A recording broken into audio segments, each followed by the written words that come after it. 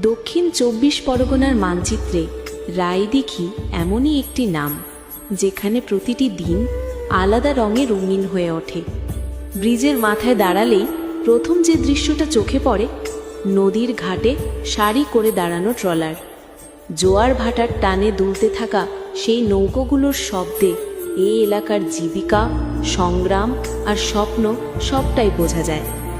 বাজারের দিকে এগোলে যেন অন্য এক পৃথিবী।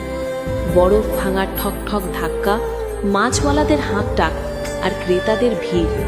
রায়দিঘি বাজার যেন প্রতিদিনই নিজের গল্প নতুন করে লেখে। তার পাশে কলেজ, দিঘির পাড়, সবুজে ঢাকা শান্ত ছায়ায় বসে থাকা মানুষ। এই জায়গাটাই প্রমাণ করে রায়দিঘিতে ব্যস্ততা আছে, আবার আছে শান্তির ঠিকানাও। আর ঠিক মাঝখানে দাঁড়িয়ে রায়দিঘি ব্রিজ, এলাকার গতিপথ বদলে দেওয়া এক নিঃশব্দ সঙ্গী, যেন প্রতিদিন হাজার মানুষের পথ চলার সাক্ষী। রায়দিঘি তাই শুধু একটা লোকেশন নয়, এটা দক্ষিণবঙ্গের মানুষের জীবন, গতি আর অনুভূতির মেলবন্ধন। যে জায়গা একবার ক্যামেরায় ধরা পড়লে দ্বিতীয়বার চোখ সরানোই কঠিন। এমন সুন্দর জায়গার আরও ভিডিও দেখতে ফলো করুন MR গ্রিন ইন্ডিয়া টিভি।